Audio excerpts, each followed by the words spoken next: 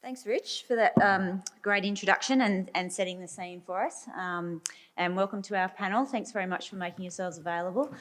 As Rich said, this is an interactive session. I'll get the participants to give a brief introduction so that they can set the scene and share their experiences and expertise with you. So just take time, the next 10 minutes, to think about some questions. Don't fire too many bullets at our lovely panel. So I guess I just want to start off by setting the scene around data and why we're talking about it. So what is the data around the data? And Hannah Beth Luke has done some fantastic survey work. So what do the farmers think? So Central West Farming Systems Group, up nearly 60% agree that data is an important part of farm management, and 56% agree they already have good systems in place to manage their data. However, 50% of those farmers have issues with connectivity. So we talk about data and how important it is and collecting it, but if farmers aren't in a position to be able to access it, when they're out in the corner of their paddock, then there's no point in producing some U-Butte app or decision support that when it comes down to the crunch, they can't actually access it at the time that they need to. So just keep in mind those sort of issues. In the wheat belt, the majority of full-time farmers understand the importance of data for farm management, and again, internet connectivity is an issue. 70% agree that decision-making needs to be strongly influenced by data. 60% agree they have good systems in place. And 90% agree that soil testing is the first step in understanding their soil conditions. 60% of EP farmers have good systems in place for managing their data. So they're already saying, Pete, that they've got good systems in place, possibly. That's their opinion, of course, so that's their prerogative to suggest that. So I think at this stage, I'll ask the panel to introduce themselves, thinking about the collaboration between researchers, extension officers and growers being crucial for soil management. How can we best facilitate this exchange? I'm thinking about how you as panel members value data and what you're doing better to manage the data that you're collecting, and possibly, if it's relevant, what support you might need for future collection and interpretation. It's one thing to collect it, it's the next thing to make sense of it, like Rich was saying, and interpreting that data. So Pete, you're holding the microphone, so would you like to kick us off? I'm assuming this is working. So I'm Pete Dahlhaus. I'm a project leader for the Visualising Australasia Soils project, which is quite an ambitious project. It's an attempt at sharing private data and public data together. So most systems at the moment do one or the other, but trying to get them both together has been the challenge in this case. So we're, using some of the data that's in the Australian National Soil Information System that Peter Wilson from CSIRO is building. So that's really taking care of a lot of the public data and the state data and the Commonwealth data, so a massive amount of data in all of that. And then we're looking at the other data, so that's university data, it's Soil CRC data, and it's data from private participants in the Soil CRC, mostly the farmer groups in that. So that's our challenge. And the sales pitch is, in order to make the best decisions, you need the best data. So if you can put the best data together, you can make the best decisions. That's the sales pitch. The difficulty we're having is in people wanting to share their data or for others to look at their data. And we're also having trouble with people just trying to get their data into the system, because even though you hold a lot of data on data sticks and, hard copies and on floppy disks and everything else, the effort to get it into the system, the value proposition for that isn't apparent to people. And so that's my challenge in the project, is to make that value proposition apparent. Thanks, Pete. Perhaps Nathan Robinson on the end there. Thank you. Thanks, Felicity. Nathan Robinson, Federation Uni.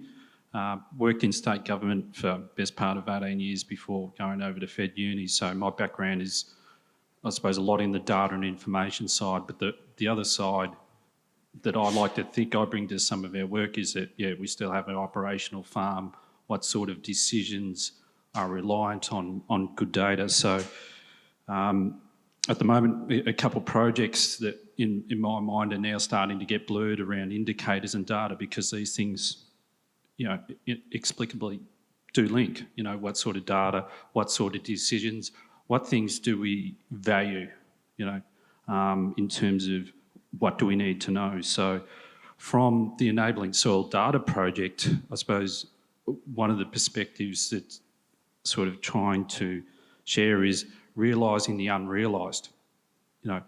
Only by knowing what data we have, you can have those conversations with others. And all of a sudden, the light bulb goes on.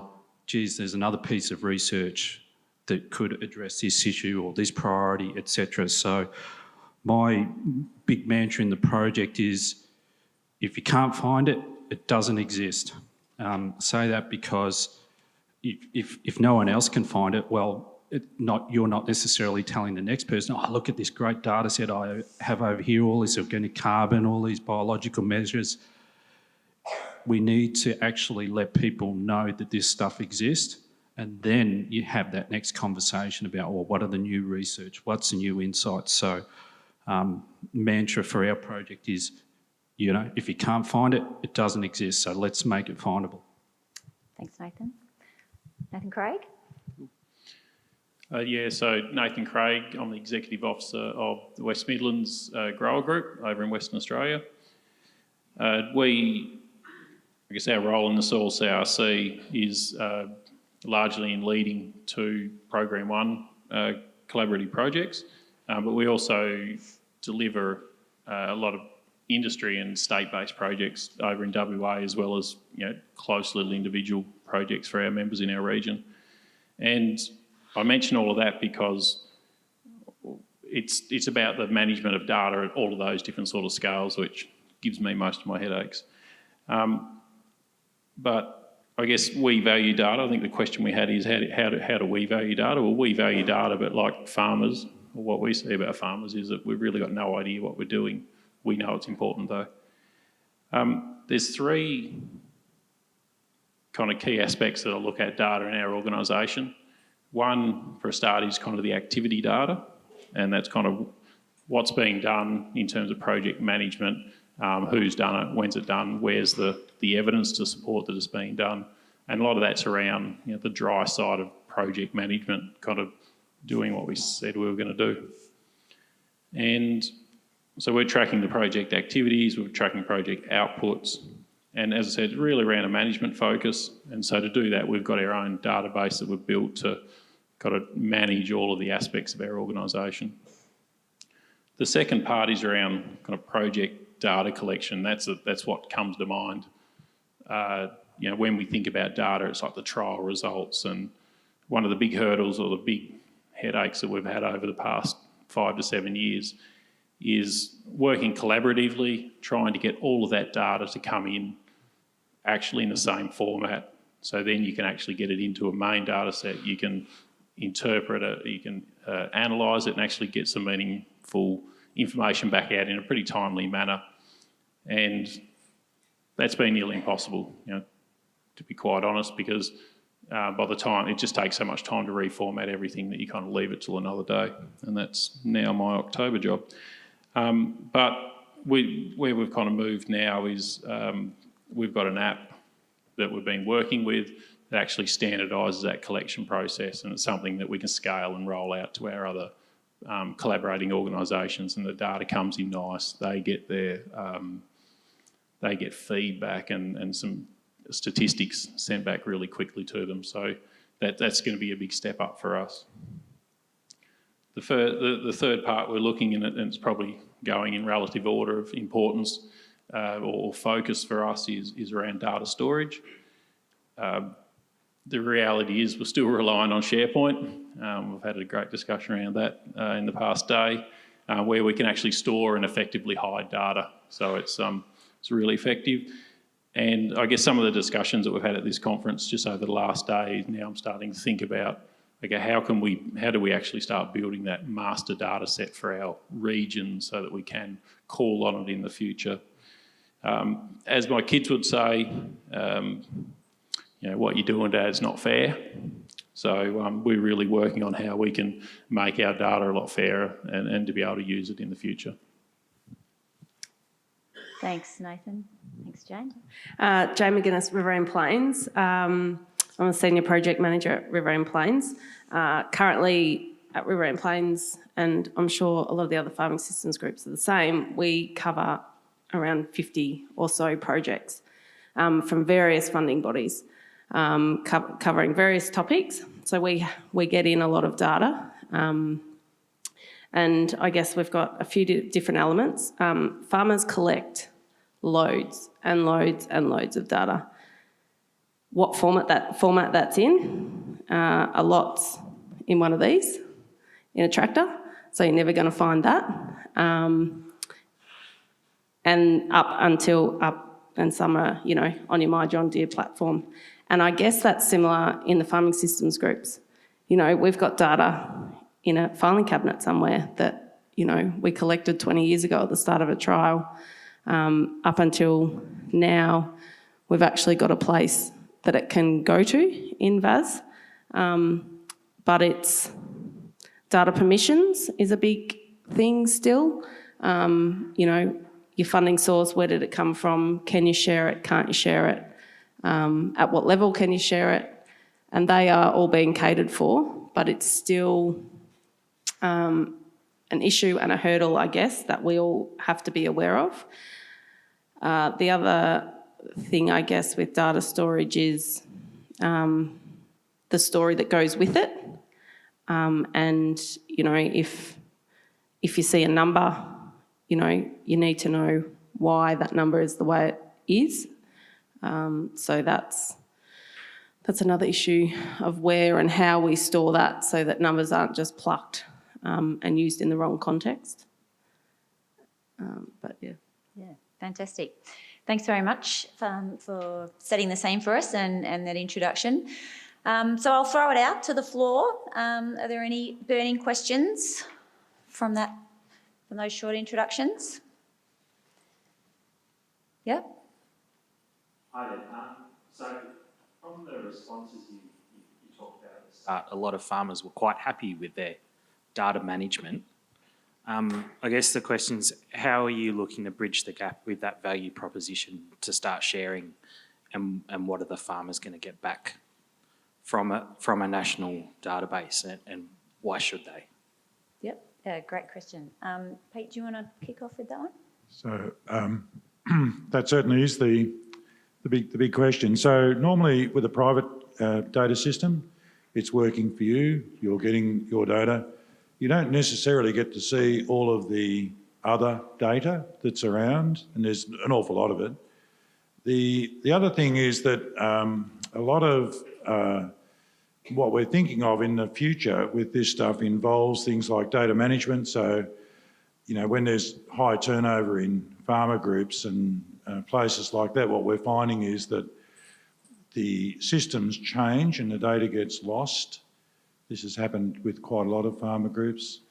Someone doesn't know the password anymore, or they're used to using another system or something like that. So there's that danger and those sort of things. So data management is an issue in some of those private systems. The other part is that, of course, what you really want to be able to look for is in the future for things like accreditation or, evidence of zero carbon or evidence of nature positive, or all these, things that we're now being asked to do. It's a lot easier if you've got access to an awful lot of data to do that. For example, if you can demonstrate that you don't have off-farm runoff into a stream because you've got access to all the Waterwatch data and you've got access to all of that stuff, that's really quite an easy task for a system, when you're building it with public and private data. But, it's those value propositions that we need to get from you in order to say what it is that you want to see out of, having the most or the maximum amount of data, really. Thanks. I might ask Nathan Craig, from the point of view of a grower group and landholder, what's the value proposition for you? Yeah, I was just going to add on, whether it adds on to what Pete was saying as well, but I think as grower groups and as next users, we need to be leading by example. And this, I kind of realised this probably midway through last year, that we're telling farmers, you should be using your data, you should be using remote sensing, you should be doing all this, you should be doing all that. And then we'd go out to our trial site with our notebook and pad and write down, and then we would come back and we would transfer it into the computer.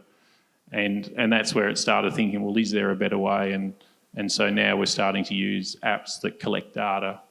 And then, when we present our trial results, rather than just a table of means, we have a NDVI image that's actually showing how you use that.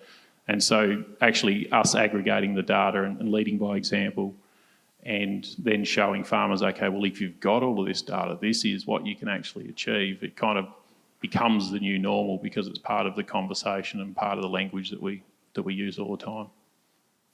Yeah, I think Jane, would you want? And just adding on to that, I think, 120 people in the room, I bet you've all got different apps on your phone. And it's a bit like that in the farming world. Everyone uses something different. And then it's that next stage up of how do we actually integrate that? If you're all green tractors and all of a sudden you buy a red one, well, the systems don't talk to each other.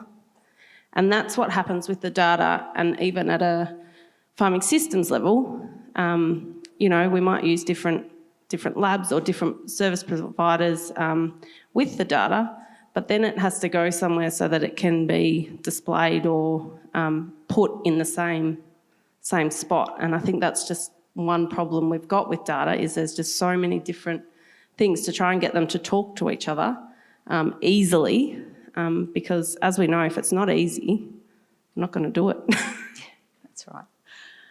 So Nathan, are you working on that, the integration of data and those overlaying the indicators, I guess, and finding those similarities? Yeah, I suppose from a practical point of view, I think a lot of things get blurred between data and information, and what's an indicator versus what's a measure. So a bit of a light bulb moment for us last week was, indicator as a phrase actually frustrates a few of us, because actually, why do I do a soil test? Well, I do a soil test because something isn't performing how I would expect it to be. It's that second line of inquiry. So the first one is, look, I might have a waterlogging issue, or my crop's yellowing, or whatever else. So it's those visual diagnostics. Second point is around, okay, well, I do a test. I need to find out more. But then what does that mean? And so behind all these things, and, with what Richard had up earlier, it's linking to these, it's the visual, the diagnostics, the indicators, the data. What does that, what does the 37 milligrams a kilogram of phosphorus mean? It translates into, look, I'm sitting in the right spot. That's something I don't have to worry about. Geez, that's going to make most farmers pretty bloody happy. I can focus on other things. So to me, and Pete and I, a few years ago, a guy from UQ, Tristan Perez, said there were effectively, I think it was 41 or 43 decisions a farmer makes. Now, if you could actually say, here is the data to answer those or help with those decisions, geez, to me that would be gold. Yep, fantastic. Thanks. Another? Yes, thanks, David. Yep. How many farmers are actually using VAS now, and what was their motivation for it? So I suppose it's all in the sales pitch, Dave, to say, better data to better decisions. And so, look, the groups that have got soil data in there, and I have to, say WANFA's got the most in there at the moment, so that's really good. But those that have got it are generally using it for data management first, because it's just that convenience of having an online system in order to find, particularly legacy data, because most have sent legacy data in to find it. So where you're looking to, say, trends over time, things like that are quite easy, because it just automatically graphs it up for you and that sort of stuff, So, most of them at the moment are just using it for data management, as far as we can see. where we'd like, because we spend an awful lot of time unpicking the data to the nth degree. It's, really is gold-plated data. It's all in international formats. It's in a kind of situation where it carries the metadata with it. And so it's, findable, accessible, interoperable, reusable, so fair data in the fair data scheme of the world. And so the future of that data in other systems, particularly AI systems and things, particularly the current GPT, the neural network transformer architecture systems, make it possible to then say, start a conversation with your data. So it's sort of, like, how much lime do I need? What's the carbon gap? Because once you've got all of the vocabularies and the ontologies unpicked in that data, that's I think where the future of it lies. We're just not there yet with it. So mostly at the moment, you can't see that top value proposition. You can see value propositions in terms of convenience.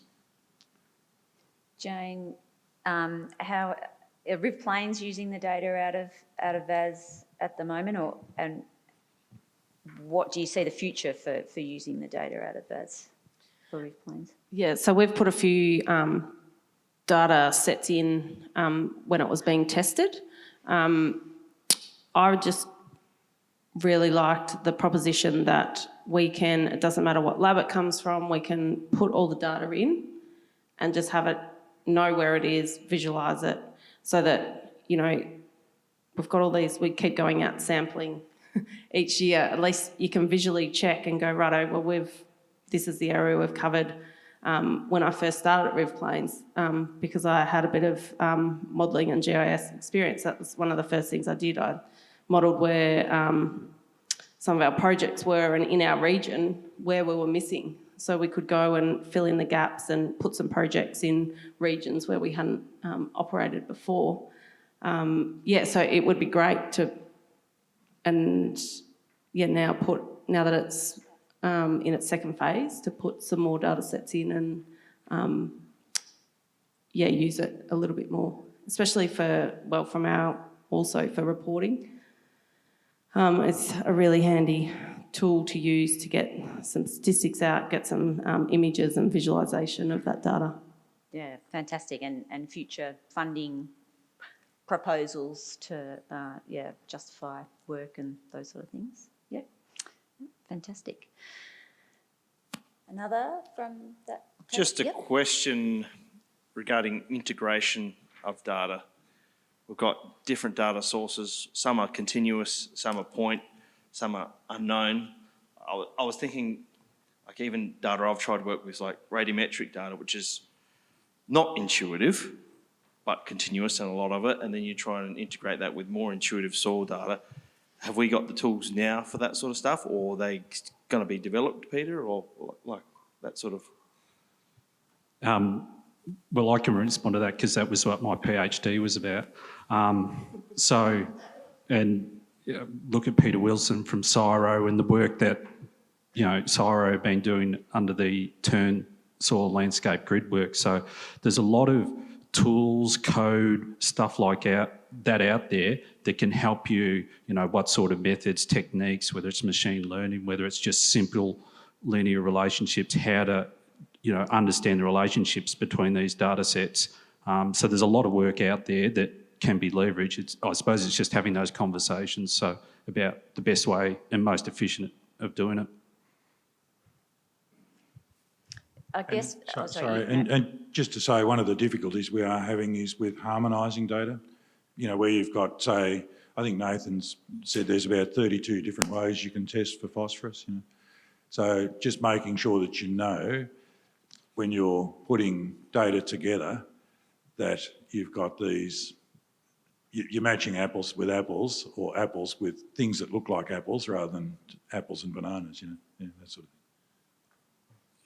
Yeah, thanks, Pete. I guess just thinking of the next step of the future of that harmonising data and overlaying data, will we get to a point where we can have this sort of on-time or immediate data repository where we can overlay a bit like the BOM does, I suppose, with weather data. Will we have real-time soil data that we can overlay with real-time ground cover, real-time temperature and soil moisture, and, you know, how does that look for the future? Yeah, so I'll let the growers, but I'd ask them, you know, how often do you use your soil data compared to weather data or something else, you know? It's a question of use. I mean, how often do you look at your soil data? Once a year? Yeah. I'll put a farmer hat on. I'm speaking on our farmers, you know, like there's key times when you'll look at it during the season. It's not something you'd look at every day because obviously we know the processes don't change that much. And you'd look at it as a response to an intervention that you've done. I think probably from our perspective as well, to throw a bit of a curveball is just understanding who's actually looking at the soil data, because I think there's a fair proportion of farmers now across our region in WA that don't look at the soil data. They're just looking at the report that the consultant's prepared that gives them the recommendations of where they're going. So that has implications on, you know, I guess how we communicate and what data is actually important to which people. Mm-hmm. Yep. So the only answer to that really is soil moisture for people that need most irrigators. But it's pretty dynamic, but most of the other people really once a year maybe. Yeah. So I'll throw our farm example in there as something a bit contrary. So we've been testing every single paddock on our farm for the last 8 years. And what we really noticed with soil testing early this year, and it was something we hadn't really thought about. So our focus had been on lifting our P levels. So we want to get to where our paddocks are pretty much non-limiting from a P point of view, and then tick, okay, we can next sort of focus on the next thing. What was really interesting was with all the rain in October last year, effectively with our soils and because of their buffering, we'd lost a hell of a lot of P. And I actually think probably farmers don't necessarily think about how these things interplay. So just that high rainfall, you know, that sort of 4 to 5 inches in events we had in October, all of a sudden we've lost P in our system. So our production is potentially compromised for this year. We wouldn't have known that if we had been regularly testing and looking at that data. So to me, it's not just about, you know, the dynamics, you know, the things you look at once a year, but the soil moisture and other things. I think there's an imperative to focus on those things that could affect your performance. Yep, fantastic. Last one. Oh, lucky last. Oh, excellent. Thank you, Peter Wilson from CSIRO. I just really wanted to explore these barriers to sharing private sector data and integrating with public sector, and wondering if farmers and grower groups can see a difference between data that they've collected and used for an immediate tactical sort of response decision making, and the use of that in a legacy sense to support the great research that's the CRC is doing, for example, or the development of policy. And does that make a difference in willingness to share? Yep, you go. Probably from my perspective, I guess one of the most frustrating things is that everyone's told that data is really important. Data is really valuable. We need to look after our data, and then there's people out to get your data. And so that's really, we see that a lot in the farmers we talk to, that, you know, it's my data, you're trying to take it from me, or if you actually looked at their data, it's pretty crap. But they think it's really valuable because they're told it's valuable, but if it's yield data that hasn't been validated or calibrated, then it's not really that good a quality data and has limited use. So I think as people understand more and over time, as we slowly share data and people see the benefits, then it will, the real value will be unlocked. But at the moment, everyone's told it's valuable, but they don't really know how to use it. So, yeah. Yeah. Jane, do you want to? Yeah, quickly. I'll just... and also, yeah, you've got some that are willing to share to us. But as soon as, like policy or finance or insurance or anything gets mentioned, that's when they shut down and aren't willing to share. I think in general, I think farmers get a pretty bad rap. They're degrading the soil, they're doing this, they're doing that. So in their perception, they just don't want to be blamed for another thing. And so I think they put up a bit of a barrier to giving all their data that they've paid a lot of money to collect in their machinery and all that kind of stuff. So they, just have that cautiousness, I think. Yep, fantastic. All right, we'll have to wrap it up there. I know we could go on all day about this very exciting topic, talking about data. Thank you very much to our panel. So take time to catch up with the panel members during the breaks, so they'll be here all day. So if you have a burning question. Just to wrap up, I guess, the data taking home some messages, the data integration and data collection and valuing that time to collect the data and making it available and interpreting that, I think adding value to the interpretation so that a landholder or a user of that data can pick it up and press a button and it tells them exactly what it means with the background information to that is really, I think, where the end and where the value is in collecting and interpreting the data. So thank you very much, and thank you very much for your questions and interaction in this session.